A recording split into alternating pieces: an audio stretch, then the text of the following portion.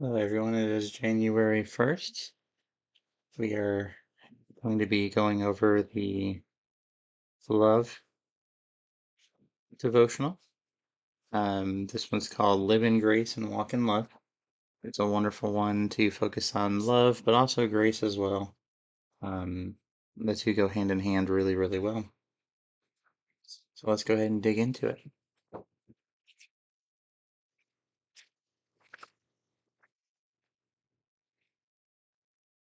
So this one, the title for the first is going to be Live in Grace and Walk in Love, giving us a title introduction. The verse of this one is Matthew chapter 11, verses 28 through 30. It says, "Come to me, all you who are weary and burdened, and I will give you rest. Take my yoke upon you and learn from me, for I am gentle and humble in heart, and you will find rest for your souls. For my yoke is easy and my burden is light." I remember I remember learning to ride my first bike, but my favorite bike memories are when I taught my kids.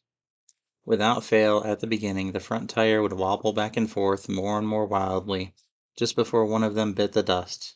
Then they all bit the dust. Sometimes they would try again, sometimes they would call it quits. Learning to ride a bike at first is completely unnatural.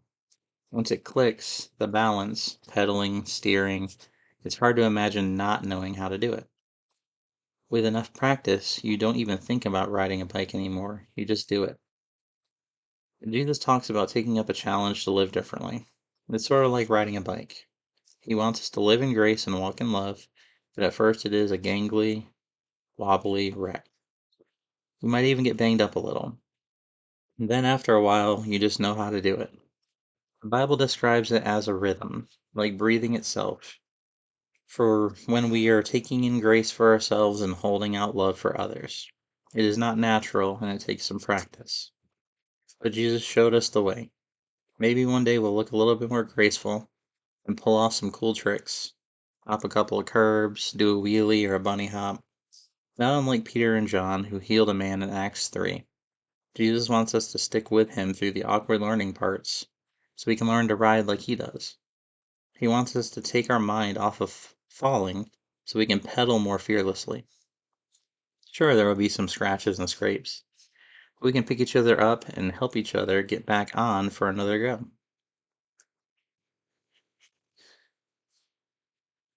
And I tell you, I look forward to I do look forward to teaching my kids to ride their bike. It's uh it's something that I struggled with, but just I know how much they're gonna excel at it because I know they're dig into it and go and just get it done and figure it out. My 4-year-old is just anytime anything goes on, he will figure it out. He will sit there and you can see his gears just spinning in his head trying to figure it out. So I look forward to the moment where I can do that because it is a really great example of, you know, grace and love and how we're going to fail through this. All three of these books today, all three of these devotionals kind of really tie into each other. And I think around, a specific time, like the start of the year, that's definitely going to happen. But it's really cool to see how, the wisdom of understanding grace and love, the peace that it brings about knowing that wisdom, and the fact that having that grace and love in the first place is the only reason why you understand and can get that peace. The wonderful seeing that all work together as far as coming into starting something new. It's anytime we dig into something new, it takes a lot, and you need that fearless,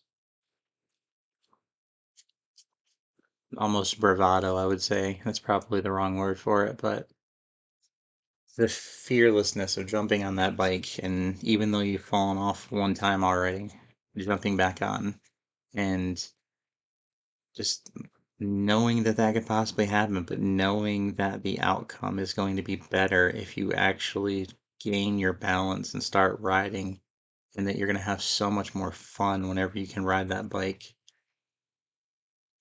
I think that's a wonderful example that we should all look back on.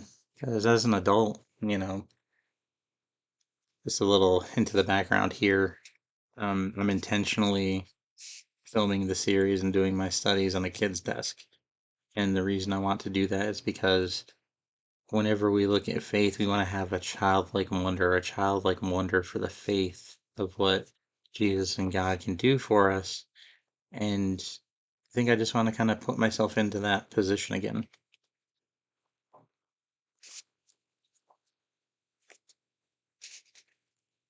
Looking up that kind of this talking about taking up the challenge to live differently when it comes to grace and love. I know we have the world is a really, really worldly place. There's people who we have issues with all the time. It could be somebody cutting us off in traffic. It could be somebody making us late. It could be the kids are having a rough day. And the initial reaction is to just stop it. And, if somebody is talking that you don't want to hear, your first instinct is to close your ears. And if you still hear them, tell them to be quiet. But maybe that person is trying to tell you something because they're trying to have a connection with you. Maybe they're trying to take something off of their heart and they need help talking about it so they can give it to God. And in the fellowship, it's really important for us to do these things. A lot of this is selfless. It's interesting to think about how normally our goals for the first of the year usually have to do with ourselves.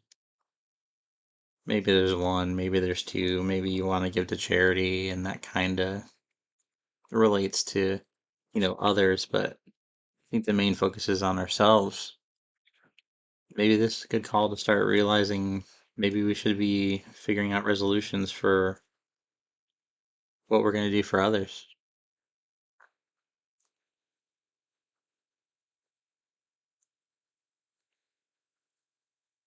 I would love to be in a rhythm where I can just give love and grace as much as possible. Looking at it, it seems almost impossible, but I know that with God, anything is possible. And I think this is where my resolution is really going to shine through, that I'm going to continue to try to make this as natural as possible.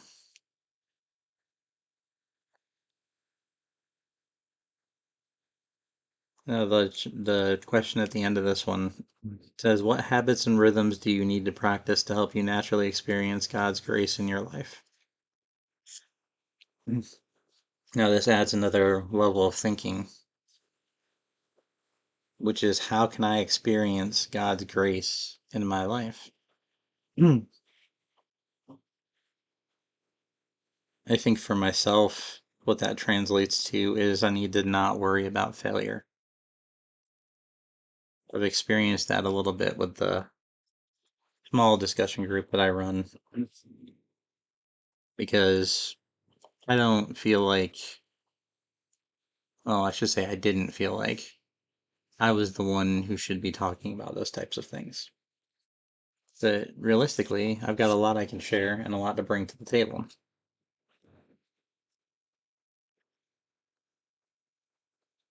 So I think for myself, that's going to be a big thing that's going to help with that. I think I need to put myself into more situations where I can practice this.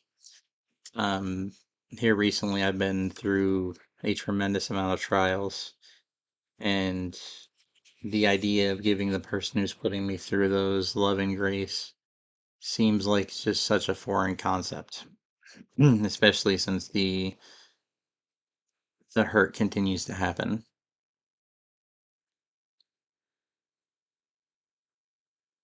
And I know anytime I feel that person come back into my life in any way, whether it just be a quick text message or whatever the situation is, like I feel all the anxiety come back. I feel all the pain that they've put me through.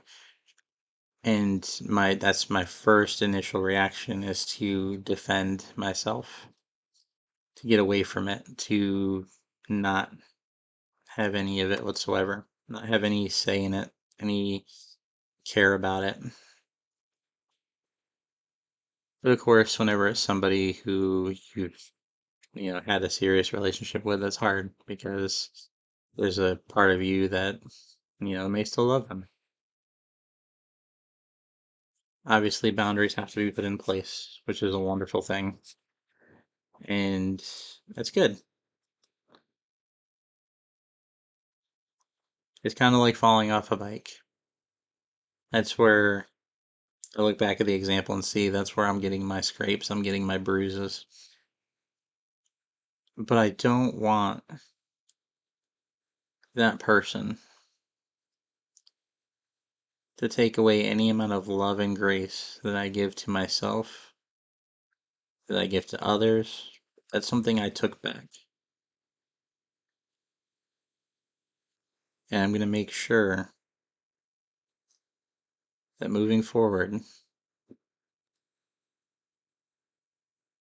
those individuals, whether it be her, whether it be other worldly influences, whether it be some random person in a store, on the road, whatever, I want to live in such grace and love that whenever something like that happens, I can just say, God bless you. I'll pray for you. And just walk away and have it not affect me whatsoever. I think that's a wonderful goal to work towards. And I think everybody should really dig into that question. What habits and rhythms do you need to practice to help you naturally experience God's grace in your life? Because God's grace is coming no matter what. If you are a believer, you have His grace. It's just accepting it. I'm horrible at accepting gifts. I can literally freeze at some points if somebody gives me a gift. And I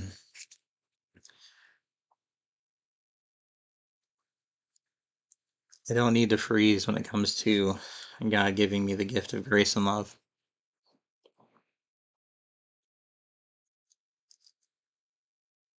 No matter what the fall is, no matter how fast I was going on the bike, when I fall and I fail, God is going to pick me back up.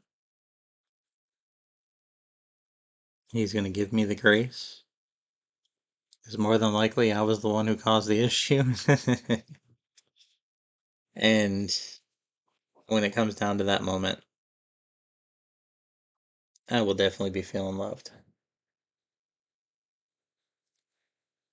Feel free to share any comments you guys have, any resolutions you may have down at the bottom of this. You guys have a wonderful rest of your day, and I pray that all of you are able to connect with the Lord and experience that love and grace today.